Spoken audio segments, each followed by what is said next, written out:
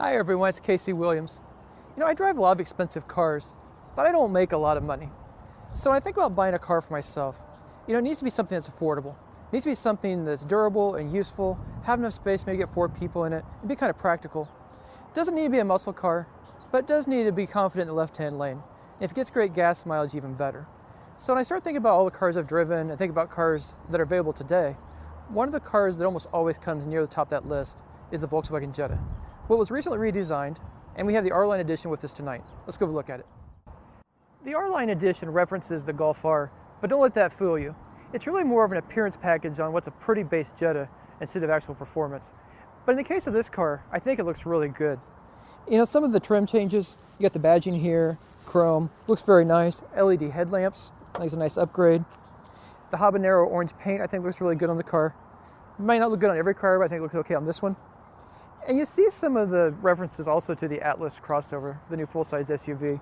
Both in the grille, it's just kind of wider, a little more vertical, just looks a little more substantial. Some of the ribbing in the hood, again, just kind of beefing up the front of the car a little bit. Come around the side, 17-inch alloy wheels, R-Line badging on the side of it. Again, just adds a little bit more flair to the car.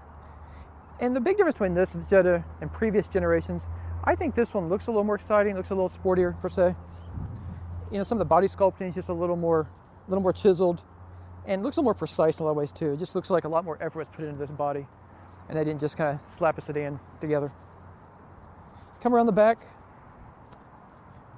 Again, it gives it a very upscale, almost Audi-esque look, which I think looks very nice on this car. Dual exhaust outlets down below. Amber turn signal, I think looks very nice. But it just looks very clean, looks very expensive, like I said. Open the trunk. And quite a bit of trunk space inside. Both the back seats go down. And one of the things I like on this car that's not true on all of its competitors, nice little handle right here to put the back seats down. Just pull them and they spring forward. Makes it really easy to get your stuff inside. Well, back at the beginning, I said one of the conditions for my car is it had to be affordable. I want it to look good, but it has to be affordable.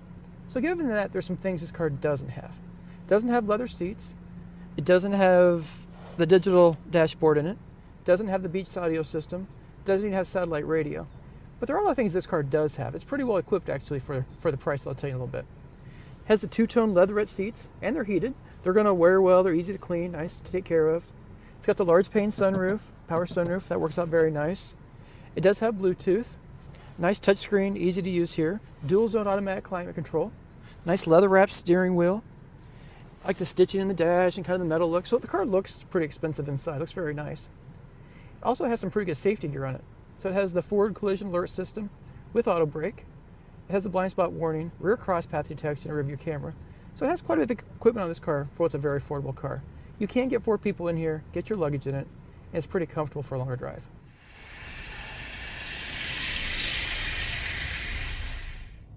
Nobody's ever going to confuse the Jetta with a muscle car, but it has plenty of power. It has a 1.4-liter turbocharged 4-cylinder, connected to an 8-speed automatic transmission, delivers 147 horsepower, about 184 pound-feet of torque. So when you step off the line, you'd think 147 horsepower wouldn't be enough, but that's a lot of torque on a little front-drive car. And it moves right along.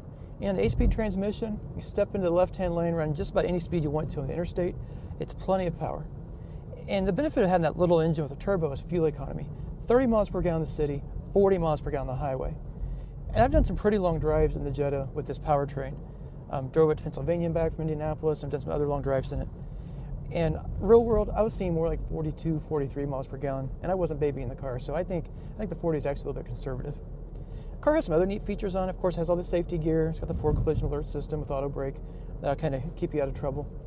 It also has an active front differential, and it'll actually brake the inside wheel in a corner. So it kind of sharpens that line just a little bit and just makes the car feel a bit more precise.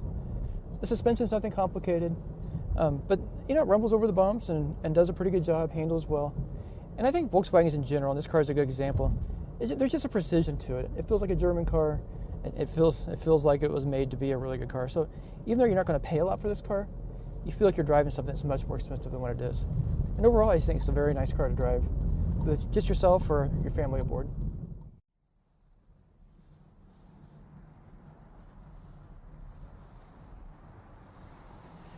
this is yet another car that proves you don't have to spend a lot to get a lot.